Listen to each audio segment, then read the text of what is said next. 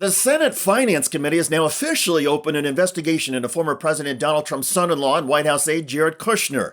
Kushner's firm, Affinity Partners, has pocketed billions of dollars from countries including Saudi Arabia, a country Kushner worked closely with during his time in the White House.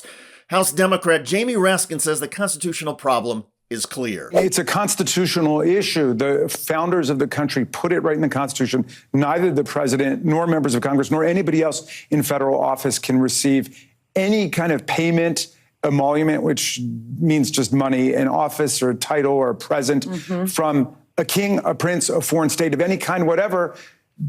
Jared Kushner comes back with $2 billion from Saudi Arabia after being the Middle East point guy.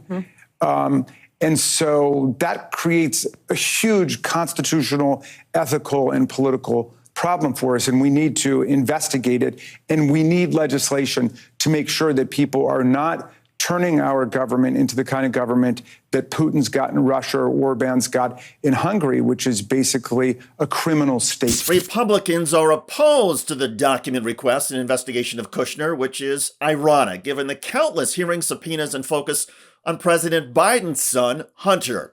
Hunter Biden sat on foreign company boards, and just a few months ago, Republican House Oversight Committee Chairman James Comer of Kentucky accused Hunter Biden of unethical dealings, even though Comer could not identify what specific laws or statutes Hunter Biden or his father, President Biden, had violated. Have you found anything illegal while he was actually in office?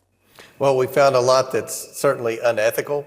We found a lot that should be illegal. The line is blurry as to what is legal and not legal with respect to family influence peddling. Family influence peddling. We found a lot that should be illegal. Well, should be is not the standard for criminal corruption. Also, if Republicans really were concerned about blurred lines, they would propose new legislation and laws to tighten the criminal code on profiting from government service. But the GOP has proposed nothing. Meanwhile, there is a clear distinction between Hunter Biden and Jared Kushner. Kushner actually served in the government as a White House aide for his father-in-law. Hunter Biden has never served in the U.S. government.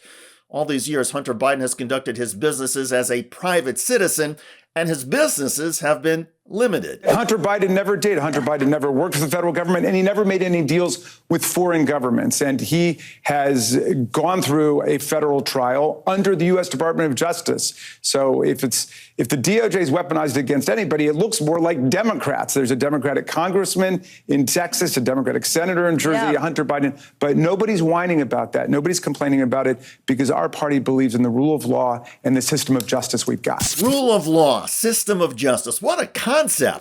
And so if Republicans really stand for such concepts, they should join Democrats in demanding documents, information, and testimony from Jared Kushner.